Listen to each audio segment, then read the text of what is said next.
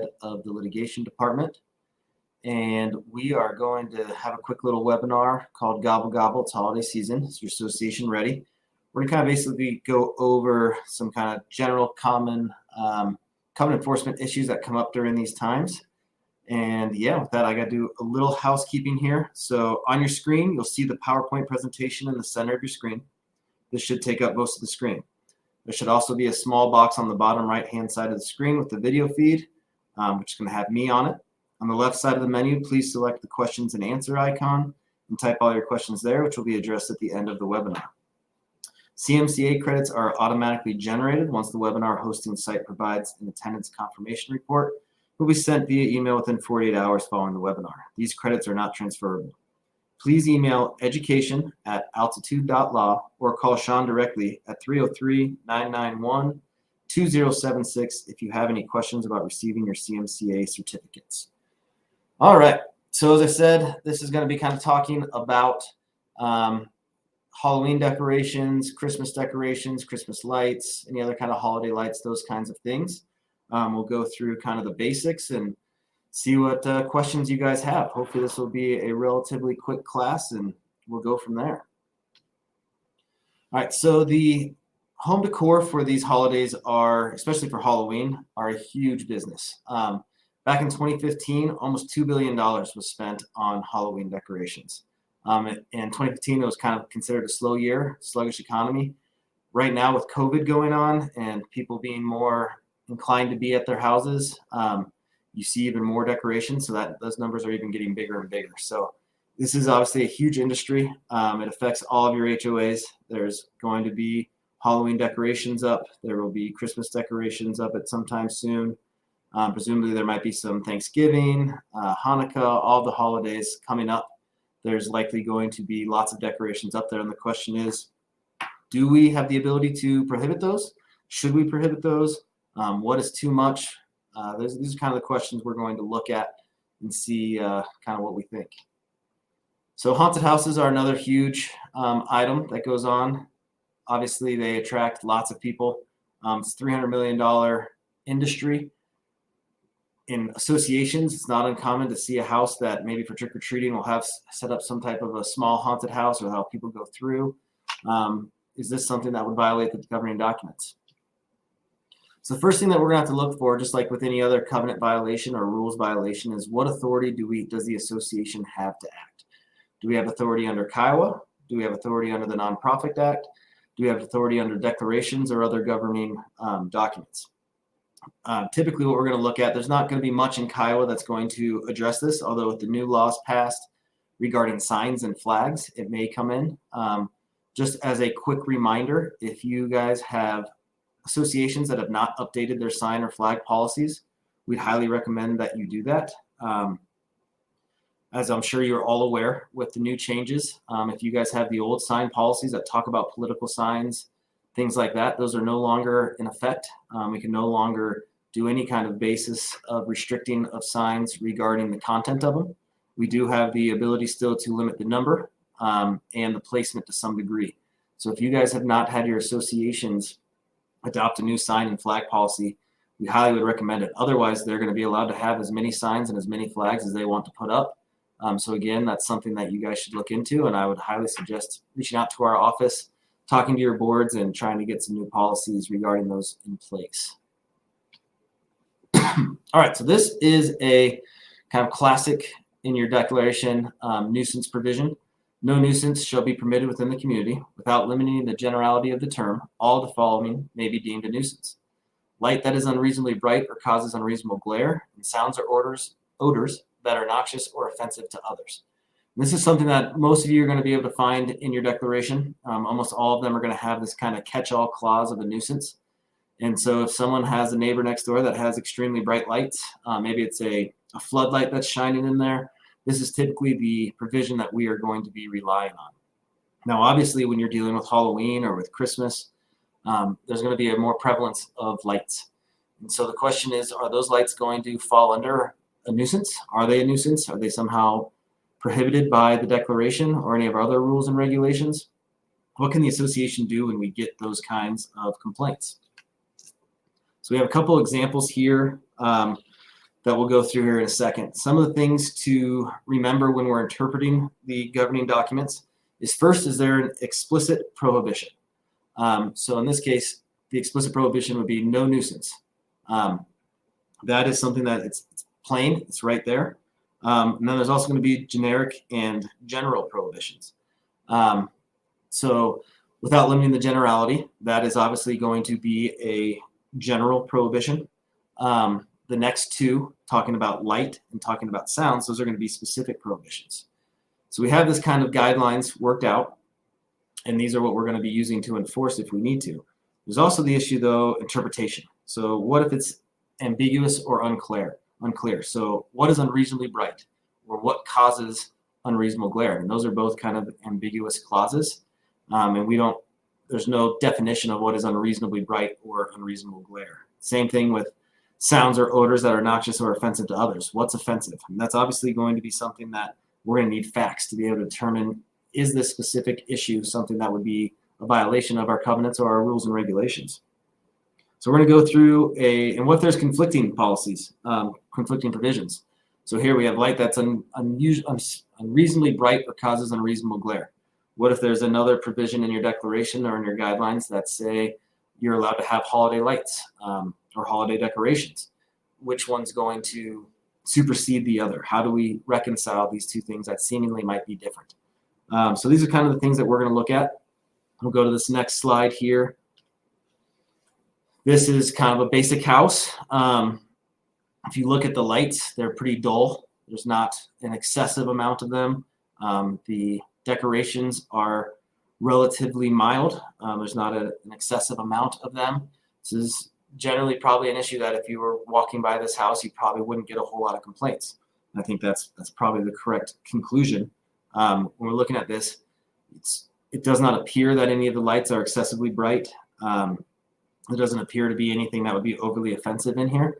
So if you were to get a complaint about this house, I don't think the association, based on the provision we were just looking at, would have the ability to enforce a nuisance provision here. Now, again, if they're keeping these lights on maybe until 1 in the morning, 2 in the morning, that might be something. So as we were talking about briefly earlier, all this is somewhat fact dependent. So if someone's keeping these lights on the entire night, that probably would have the ability to be a nuisance. If these are only on from dusk until 10 o'clock at night, that probably would not be something that would be considered a nuisance. So it's important to remember that all of these things are going to be fact specific. And so when you're getting a complaint from an owner, we want to, one, they're going to be following your covenant enforcement policy. So more than likely your enforcement policy is going to say it needs to be a written complaint. They need to identify what it is that they are saying is the violation. And so we may have to go look at these ourselves as a manager or a board member and see, do we agree that this is actually a violation or not? So again, everything is fact specific. So when you're talking to your attorney about what's going on with these things, we need to know as much detail as possible to be able to give you a reasonable understanding of whether or not this is in fact a violation. Again, with this property, assuming the lights were on just during normal times, I don't think that there would be any issues with this one. Excuse me. So this one is obviously a little brighter. There are a lot of lights. They appear to be pretty bright. I mean, this is, if I was living across the street from this, that would probably be pretty annoying, or possibly could be annoying. Santa Claus riding a Harley or something along those lines.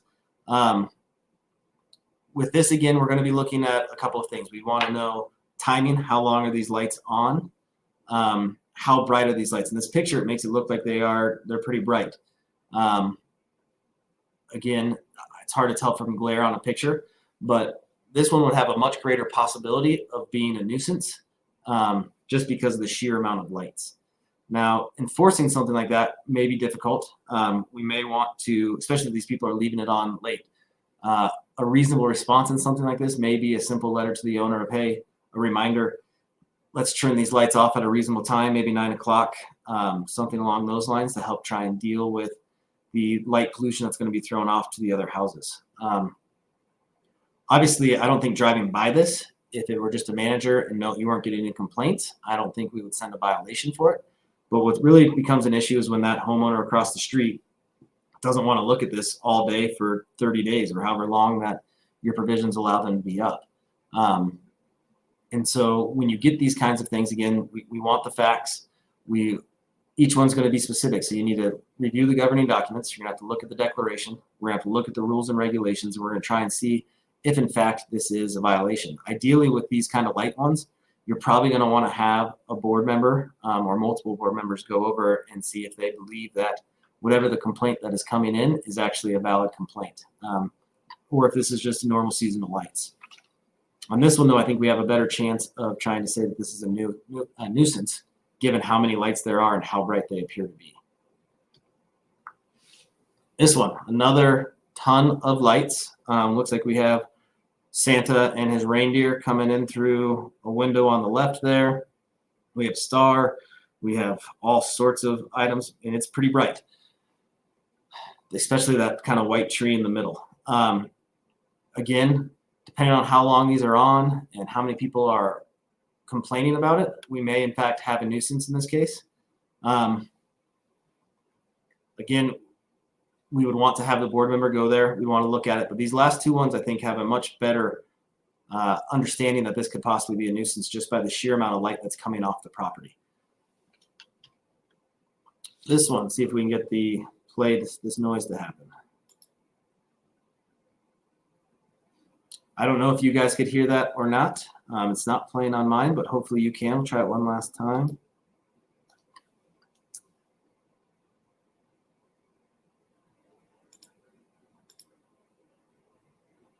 If you can't hear it, it's basically just kind of loud, haunting type noises, presumably on a loop system that is just going all through the night. If this were only happening on Halloween evening, it probably would not be a big deal. If this noise were going on for weeks ahead of time, that would likely be some type of a noise violation to constantly have this loop going on and on. Again, these are all just kind of basic examples. I'm sure you guys have all run across your own examples of people complaining and what should we do. So let's go on to the next slide. So this is the next kind of group of provisions that might be in your rules or guidelines, possibly in your declaration. So no hanging articles. No clothing or household fabrics or other articles shall be hung, dried, or aired on any privately owned site or common area in such a way as to be visible from other privately owned sites or from the community association area, except to the extent otherwise provided in guidelines promulgated by the Architectural Committee under the Community Declaration. So your declaration or your guidelines might not have this exact language, but more than likely they're going to have something that would, if just looking at any of these decorations, that a homeowner who was angry and wanting to complain could find some type of a violation that is going on. So let's see here. So in this house, obviously we have lots of things hanging. We have fabric all over the place. We have statues. There's lots of things going on here. So if a homeowner were to see this and were appalled by it and to contact the manager and say, hey, this is a violation, look at your design guidelines, what would a manager do? So again, the first thing we're going to do is we need to get that written complaint. Make sure you're following your enforcement policy. Then we're going to go look at the guidelines, go look at the declaration, and see what, if anything, this is a violation for. And presumably, these are temporary improvements. So there may be a provision in your declaration talking about that. There may be some type of provisions in there talking about needing authority for these types of improvements. But really, these are decorations. So the improvement section probably isn't going to be something that we would be able to rely on. That's why we fall back on these nuisance provisions, or this one here with hanging things along those lines. That's what we're going to be relying on. So the improvement section probably isn't going to come into play. This is obviously, these people love Halloween. There are a lot of decorations. I mean, looks like they hung up like almost like fake window type things to hang out there. There's a lot of stuff there. If you were to get this complaint, again, you want to have the board go over there, look at it, and see one. Let's look at our governing documents and see, is there anything that talks about holiday decorations? If so, is it more specific than what is being brought up in the declaration? We got to figure out which of the policies or which of the guidelines are going to supersede each other. This one, we have owner shall install and thereafter maintain landscaping of the residential site in the street border area adjacent to such residential site in a neat and attractive condition. So neat and attractive condition is, again, like we were talking about. I mean, that's somewhat ambiguous. What is neat and attractive? Each person has their own idea. And this one is having a bunch of these signs up, going to be, or decorations, going to be not neat or attractive. I think it's going to depend from person to person. We also, as we talked about kind of briefly, in terms of the sign and flag policy, are these going to be deemed signs? We don't know if these would be signs. In my mind, they're going to be a decoration, not a sign. But sign isn't really defined in the statute as to what it's going to mean. Arguably, any of these things with RIP, the rest in peace, written on them, they are basically, I mean, they could be defined as a sign. They have a message on them, which is the RIP. They are freestanding. And so ultimately they could be determined to be a sign. If you don't have a sign policy that says you're limited to 3 signs, they might be able to fill their entire yard with these for the entire year. They could argue these are signs. They're not holiday decorations, and we want to keep them up year round. Again, that's kind of the main reason why we want to have these sign and flag policies, to deal with these issues on a grander scheme, not just in the holiday sense. Again, all of these things are tough decisions. All of these decorations, you probably wouldn't just be driving around and citing people for unless you're getting complaints. One of the new things that we've been seeing, we've been getting complaints about, our owners are putting up those kind of LED lights underneath their awnings and their overhangs that can change colors. They're fairly expensive to go up. They're professionally put in, and owners have been claiming that these are holiday decorations. We've had owners claim that they're security lights, all of which are issues depending upon what your decoration says. We're fighting a couple of them right now where an owner has wanted to put these up. They're apparently cheaper than putting in other lights. And she's wanted to use them as security lights. We have been telling her that they're not security lights. And we've been having a fight back and forth. She then came back saying they're not security lights, they're actually holiday lights. And she's listed every holiday known to mankind and saying that they fall within 10 days before and 15 days after, so that she can keep them up year round. Now, I don't think she's going to be successful with that, but it is an argument. Owners are getting very creative right now. I mean, everyone with COVID going on is pretty angry, as I'm sure you guys have been noticing. Lots of people are hiring attorneys. Lots of people are fighting any kind of violation that's being sent to them. They are nitpicking on decisions that are being made by boards, whether it's at the board meeting or specific to them individually. We are having a lot of people challenge amendments that are going through right now. And just as of right now, the overall feeling of associations is that there is a lot of anger among their members. They're not necessarily because of what's going on with the association, but the association is kind of the straw that broke the back. And when the association pushes back, these owners are seeing it as kind of a party that they can pick on, knowing that there's multiple members of the board. They might have one sympathetic person on there. Maybe they're just taking out their aggression and they feel like there's no repercussions if they do this to the board. So we are certainly seeing an increase in the people who are fighting any type of covenant violation. And I would expect to see that again when we start dealing with these holiday decorations. We just had, which was the first time that I've ever seen it, there was a Jewish holiday that recently occurred that ultimately they are to construct kind of a tent-like structure outside of their home, and that's where they're supposed to eat all their meals for a week. We had multiple managers contact us about this temporary structure that they're building, typically with kind of natural type things with like twigs and sticks, and wondering what we could do about that. Now, it ended up the holiday is a recognized holiday, and the structure that they're putting up is basically a holiday decoration. So as long as they were staying within the confines of holiday decorations in terms of 10 days before and down 10 days after, or whatever your specific policy says about it, our advice to the managers was we need to let them have that. It is a holiday, it is a religious holiday, and they are abiding by what is going on there. So there are all sorts of nuances that go on with all of these. And so if you have any questions regarding them, you should certainly be reaching out to your attorneys, whether it's our firm or any of the other good HOA firms around, and get their interpretation. Try and give them, again, a picture is helpful for us.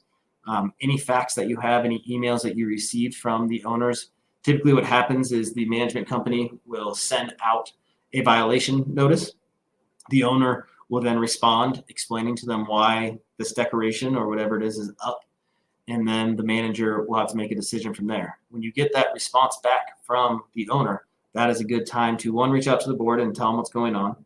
And then two, ask to see if you can speak to the attorney about this so we can try and give you some advice based on your specific instance as to whether or not the association has the ability to move forward with its enforcement policy, or if this is something that we need to allow to stay up. So statutes. Sometimes you're going to have something in your declaration or in your guidelines that are going to talk about approval being required for all front yard installations of any statue, which including any pedestal stands more than 5 feet tall. So a lot of these decorations that come up, maybe it's a big scarecrow, maybe it's a big Santa Claus. If you have this provision in there and it's over 5 feet tall, it's possible that the owner is going to need to get approval before putting that up.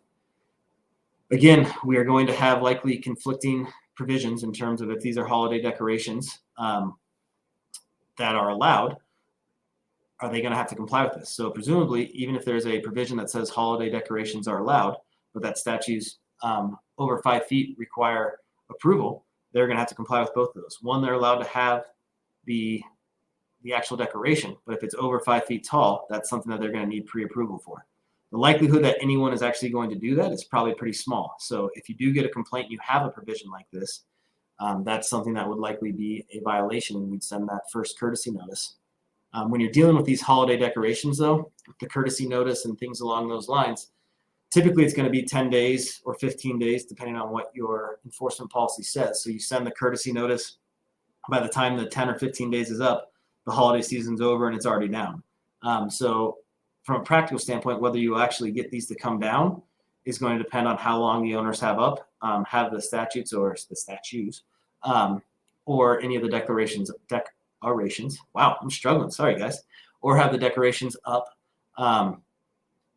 Timing is going to be a big thing. I mean, more than likely, if someone has these decorations up 10 days before Halloween and takes them down 10 days after Halloween, the likelihood is that you're probably not going to get any complaints.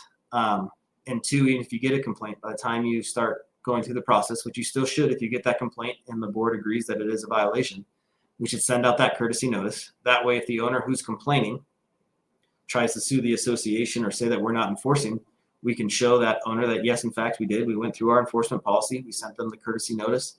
They, like every other owner, had X amount of days to come back into compliance. And if they came back into compliance, then the violation was closed out. If they don't come back into compliance, then we would send the first fine letter and continue on our enforcement policy until they come back into compliance. But ultimately, we're trying to both protect the association as well as try and make sure that we are enforcing everything that we're supposed to be enforcing. So there's only so much that we can do, but these are things that we want to make sure we're taking into consideration. If we do see a violation and we believe it's a violation and the board agrees it's a violation, then we should be reporting those and sending out the first letter of violation or that courtesy notice. Here's another one. Obviously, this is an incredible amount of decorations that are up there. Depending on what their neighbors are like, they may care, they may not care. It looks like a fairly nice neighborhood. The yards look good. If you have a neighbor who's complaining about all of this, again, you're going to look at your declaration, look at your rules and regulations, and see, do we have something that this is actually violating? I mean, some of these are signs, some of these are statues. Some of them are just basic decorations. And so for all of them, we'd have to go through and try and determine, is this a violation? Is this something that we think is actually breaking one of the covenants or the rules of the association? If it is, then we go through that same process. We send the courtesy notice, and if it hasn't been taken care of in that time frame, then we move forward with our enforcement policy. Another issue that comes up a lot during the holidays is people having parties. So when people have parties, there's going to be parking of vehicles, whether they're parking on the street, parking in grass, sidewalks, prohibited areas. As we have these big parties and get-togethers, its neighbors will start to complain with noise. There's lots of issues that will come up along with this as well. So again, this is all going to be document specific. The first thing that you need to look at, especially if there's complaints about parking in the street and people parking in front of my house instead of parking in front of someone else's house, are the streets public? If the streets are public, the likelihood is that the association has no ability to enforce any parking restrictions on those streets. So oftentimes you're going to have a declaration that's going to say parking is prohibited on the streets, or maybe it's that you first have to park in your garage and then you can go to the driveway. The issue with parking on a public street is that typically how these are done when these developments are being built is the plat map is going to be made. The plat map is going to dedicate those streets to the public. Once those streets have been dedicated to the public and been accepted by the city or town or whatever municipality is in control there, there's not a whole lot that the association can do to govern those public streets. So how it usually goes is the developer does the plat map, dedicates the streets, and then after it's been approved by the city or county or whoever is approving it and have taken over those streets, the next step is the declarant is going to create the actual association and record the covenants. At this stage, because the plat map had already dedicated away the streets and they'd already been accepted, the covenants can't bind those streets because they no longer owned them. They had already been given away. So even though the declaration may say that you can't park on the streets, or you can't do work on the streets, etc., that's not going to be enforceable because when the association made that covenant, those streets were no longer the association's property. So even though it may be in your declaration, the likelihood is that you're not going to be able to enforce anything on streets. So if an owner calls and is complaining about people parking in front of their house and the streets are public, more than likely your answer is going to be you need to direct them to the city or the town or whoever the streets have been dedicated to, and it's going to be compliant with those rules. It's not going to be determinative of the declaration. Now, if they are parking or driving on grass and sidewalks, more than likely your declarations are going to have some prohibition against that. If that is what's happening, then ideally we want to, with cars, it's always difficult because we don't know what house they're actually going to. Presumably, if they're parked on grass, they're going to be visiting that house. So we'd be able to issue citations to the owner of that house. On the sidewalks, it's a little more difficult depending on, maybe an owner can tell you exactly what house it was going on, but that can be somewhat hard. But if we can determine whose the house is and they are violating the provisions on parking on grass or sidewalks for safety issues or driving on those things, we would be able to send a violation to the owner just like any other time that their guest is violating a rule or covenant. Again, these are all just covenant violations or rule violations. So it's going to be the same process that we use for any other covenant violation. All right, holiday lighting and decorations do not require approval. They may not be installed more than 30 days prior to the holiday. Holiday lighting and decorations must be removed within 30 days following the holiday. This is a pretty typical provision that you're going to find in a lot of declarations. It's somewhat broad in terms of what's holiday lighting, what are holiday decorations, what does it have to be specific to the holiday. We have, like I said before, this owner who is keeping the same lights up, but is just basically every 15 days saying there's a new holiday that these are for. Is that something that would be okay? Is that something that would be allowed? I don't believe so. I think it's going to have to be specific to the holiday. Now, if someone has lights up for Hanukkah and has like some blue lights or whatever lights they are putting up for that, and then they have put up new lights that are red for Valentine's Day, and then they put up new lights, red, white, and blue for July. Those are probably, because they're specific to the holiday or at least associated with the holiday, that's likely going to be okay. They can put it up 30 days before and they have to take it down 30 days after based on this provision. Your provision might be different. It might say 10 days before and 10 days after, or it might say 30 days before and has to come down 5 days after. Again, all these are going to be specific to what your documents actually say, but these are things that we need to be looking at before we send these violations and make sure that the owner is not compliant with different provisions. What about gruesome displays? So here we have a person who appears to have been closed by the garage door. It's not uncommon for a decoration like that to receive some type of a police call when it first comes up, just because some owner is scared about it and wants someone to come out.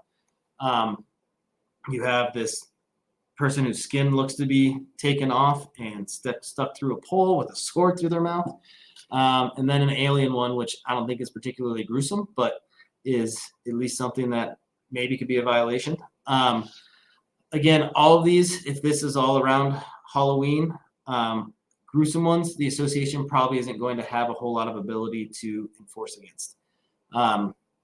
especially with the new flag and sign law, where the state has basically said we're not allowed to guard or to fight against content. So, I mean, this is really some form of free speech. It may be, some people might disagree with it and don't like it, but ultimately I don't think there's anything we can do from that standpoint of it. Again, we'd have to make sure that they have the ability to have these holiday decorations, things along those lines. But just because it's gruesome, the likelihood is that it's probably not going to be a violation. It's the same thing with these signs nowadays. I mean, if someone wants to put up a sign that says, I hate the HOA or I hate the board president lives right next door to me with an arrow pointing over there. There's nothing we can do about that anymore because we can't regulate content of these things. So unfortunately, it's good and it's bad for the association. Unfortunately, when there's these issues that are going on, you're going to have owners who are complaining. Maybe it'll be the board who's complaining that they don't like what's going on. But ultimately, the content we probably can't deal with. In terms of the good part about it is that when that owner complains, we can cite to the statute and say, look, Colorado legislature said we can no longer deal with content of signs. And so with that being the case, you need to go, if you have a problem with this, you need to be contacting your congressman and deal with them. But they are the ones that passed this. We don't have any ability to do anything about it. So the good news for you as a manager is you can push this off in terms of, especially with the signs and the flags, we can push it off as this isn't our responsibility anymore. The government has taken that away from us. We can't do anything about it. We've already started to see the consequences of that. We've had a person park their car in front of another owner's house, and it's an old beat up car that has written on it white power and other derogatory slogans, I guess you would say, and they're parking it in front of their African-American neighbor. Unfortunately, while this is appalling, there's nothing the association can do for a couple of reasons. One, it's on a public street, so we don't have the ability to enforce it. And two, it's arguably a sign, and we don't have the ability to deal with the content of signs. And so while it's horrible, we have to explain to the manager and the association that our response to that owner who is rightfully complaining about it is that the association doesn't have the power to do anything about it. Contact the police, contact your state legislature, anyone you can, and maybe they can do it. Maybe you need to go to the media and see if maybe public pressure can get this person to move those things. But the association no longer has the power to deal with any of the content of these kinds of signs and free speech type issues. What is too obnoxious? So here we have obviously a bunch of signs. In the past, if you had a political sign policy, you would only be allowed to have one sign per individual candidate and per individual item that is being voted on, ballot issue. Now we are not allowed to, now that has all been taken away. They can have as many signs they can have 50 signs for this George Allen guy or 50 signs for Webb on their property, unless we have adopted a new policy that limits the amount of signs, regardless what the content is on the property. So a lot of associations have been going to 3 signs, 3 flags, or a combination of 3 total. So you could have 3 flags, or you could have 3 signs, or you could have 2 signs and 1 flag. A lot of associations have been going with 3 as the number. We don't know if a court is going to uphold that 3 is the proper number, but the legislature did say we could limit the number of them, and we think 3 is a fairly reasonable amount. And so that's what we've been drafting a lot of the policies saying. But if you don't have that, and you simply are relying on a declaration provision that says no signs, that is no longer going to be enforceable. So if you just have a provision that says no signs in your declaration, owners are going to be able to put up as many signs as they want. You need to adopt a policy that is limiting the size and the number of signs and flags so that the association is protected. In terms of this other one, like the Bush 04, again, we don't get to deal with content anymore.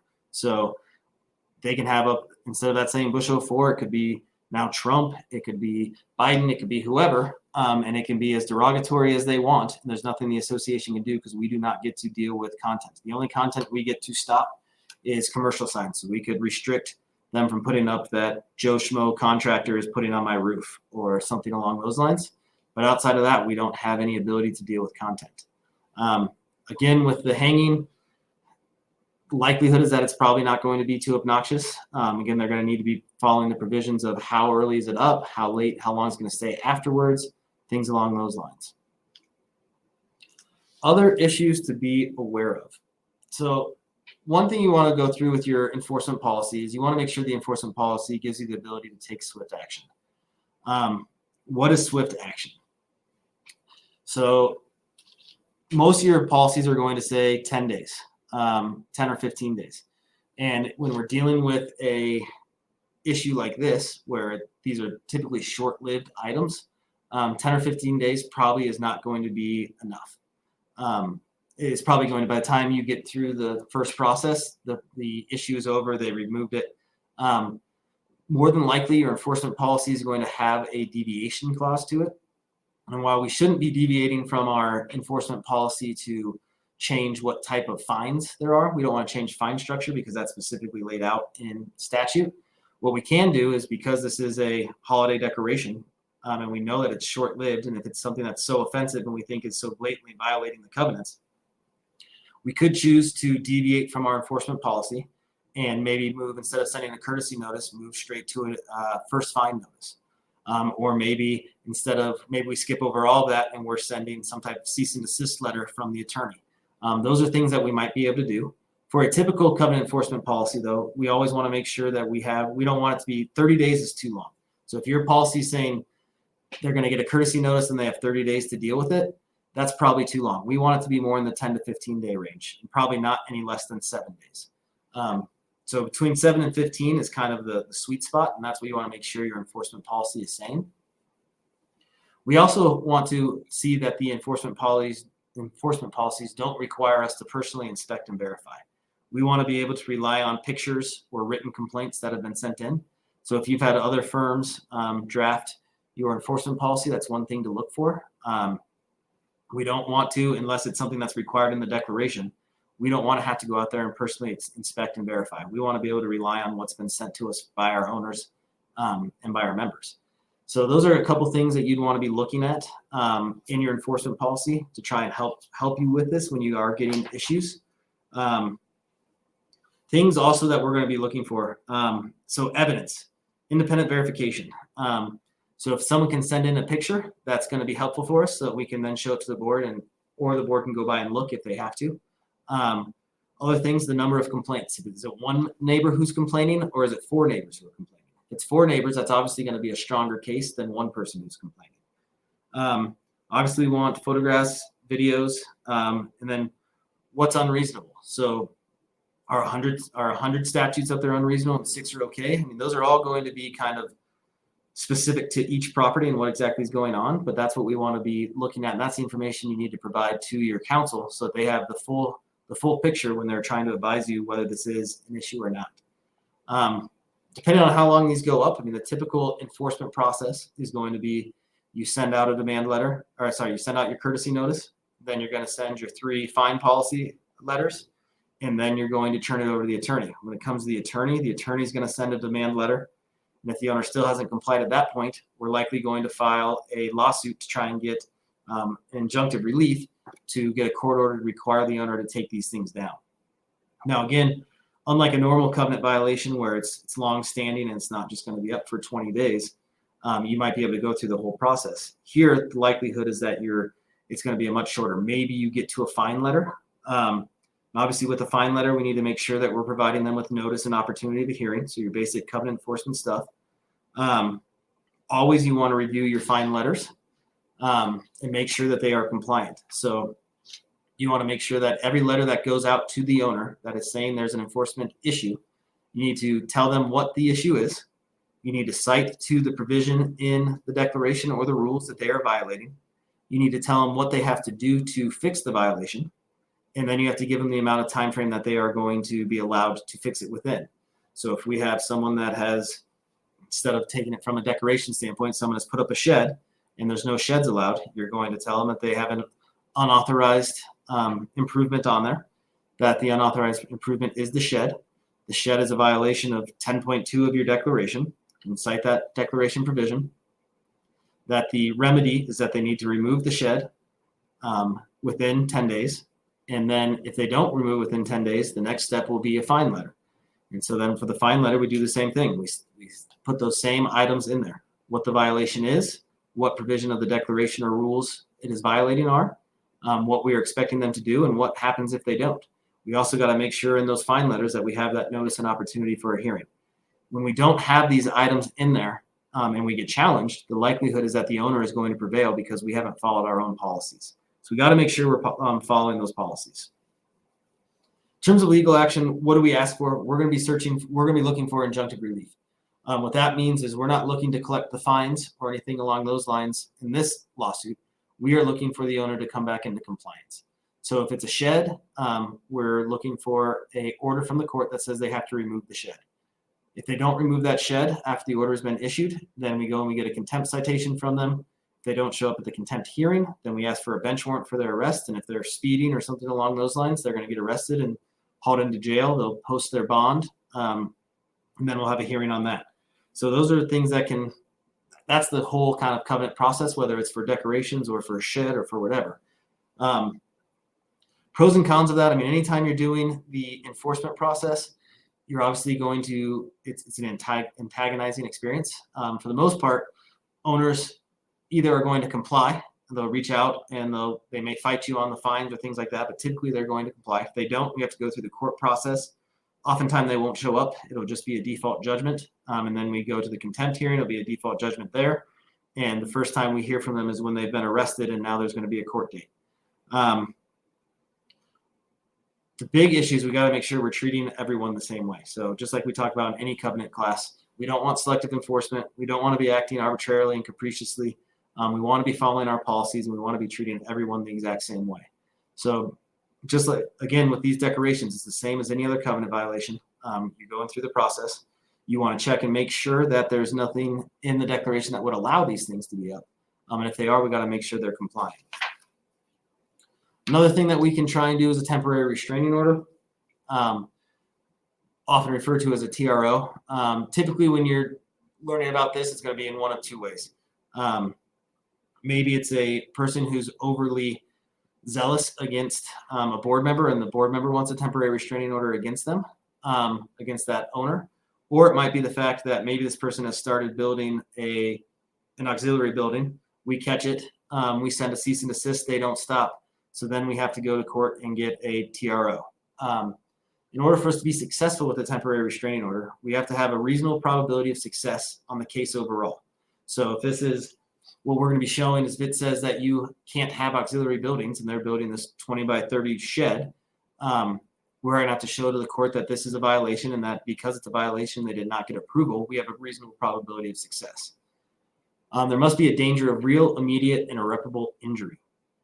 So that's usually what this comes up is in terms of if we have an owner who is being belligerent toward a board or a manager and they're threatening them with violence, something along those lines, and that is the danger is real and it's immediate. If we're talking about a property kind of thing, irreparable injury, maybe there's a view that is guaranteed in the declaration and they're putting this up and it's going to block the view and that's irreparable injury. The danger is immediate. It's going to, as soon as this building is up, we no longer have our view.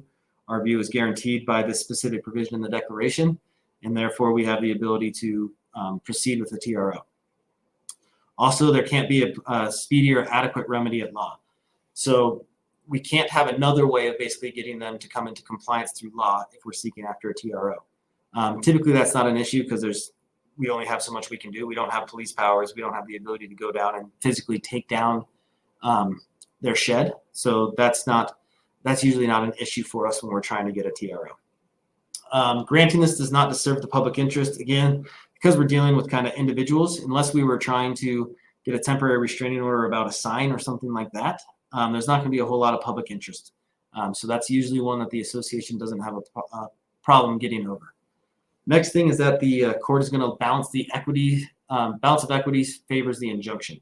So equity versus law is just basically saying it's basically a fairness argument. And what's more fair? Is it more fair to allow this owner who's violating the declaration to continue violating the declaration, or is it more fair for the association to be able to enforce whatever provision is they're trying to enforce?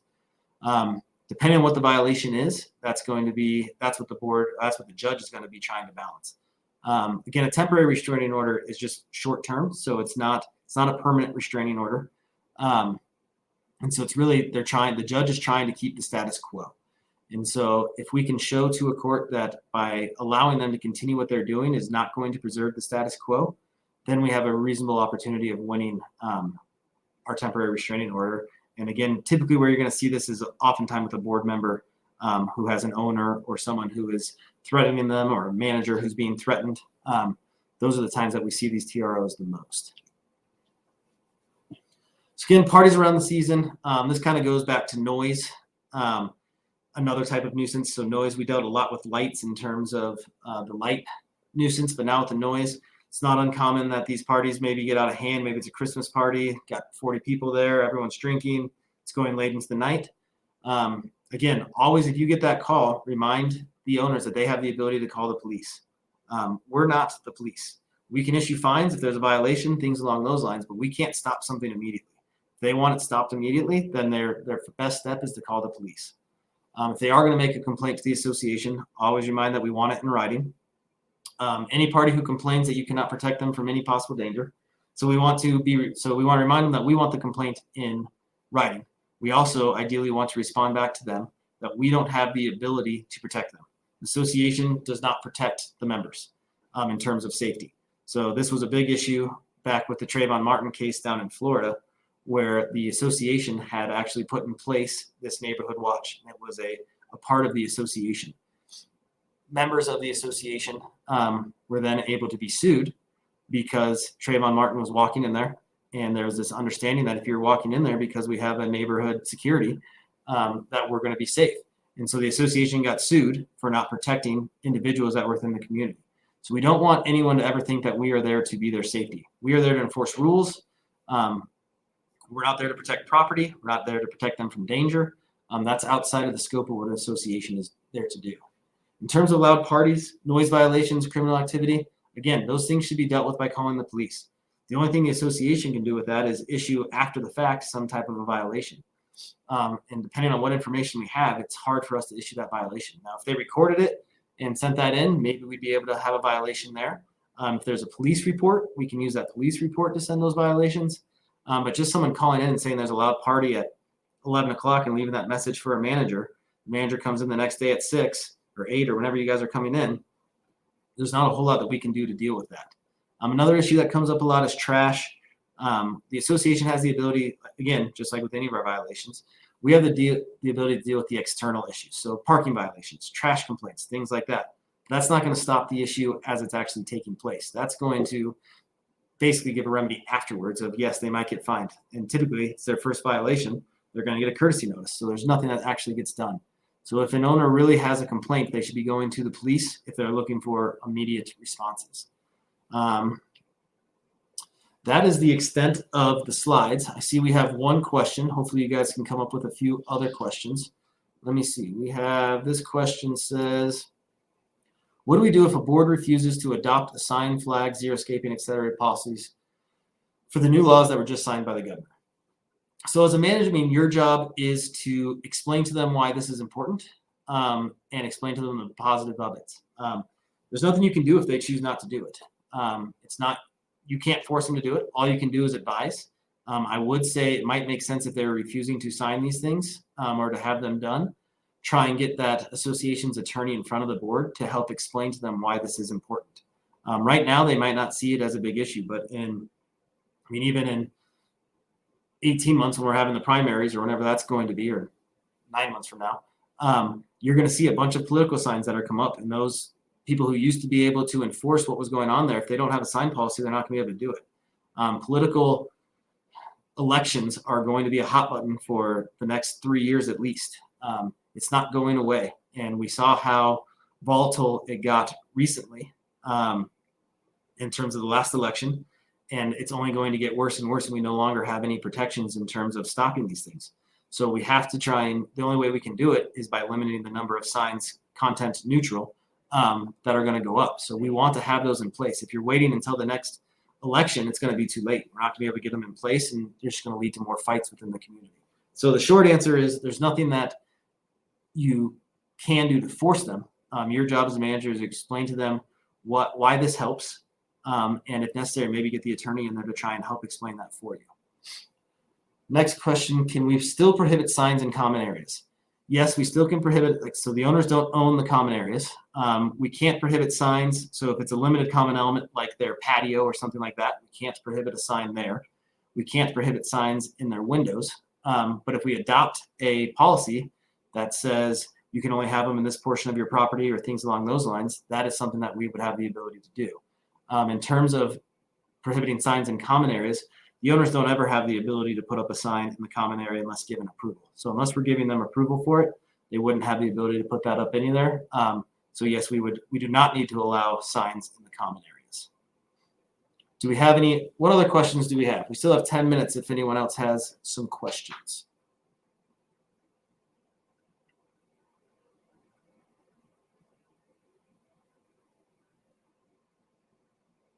I don't know if you guys have been, I mean, we're still about probably a week away or so until we start seeing a lot of Halloween decorations up. Like I said before, we did have the recent Jewish holiday, which did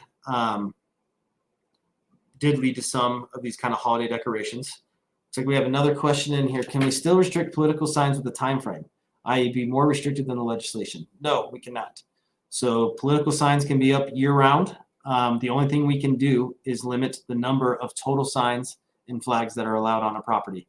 There's a couple other requirements in terms of if we have a policy in place, we can make sure that they are professional signs. So it's not someone just writing something on a poster board and putting that in their yard. So we could put a provision like that in there.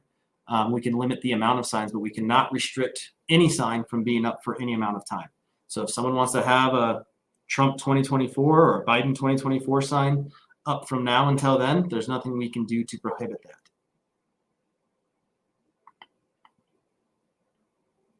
Any other questions? You guys normally have a lot more questions here. Only 3 questions. Come on.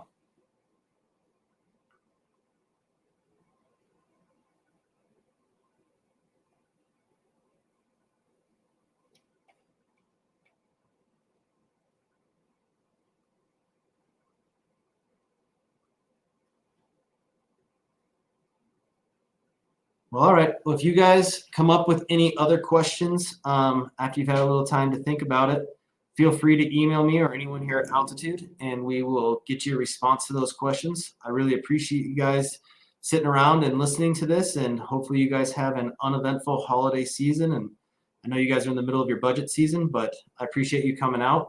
Is there one more question? And so again, I really appreciate you guys coming out. Thank you very much. And hopefully we'll see you guys all soon. Take care.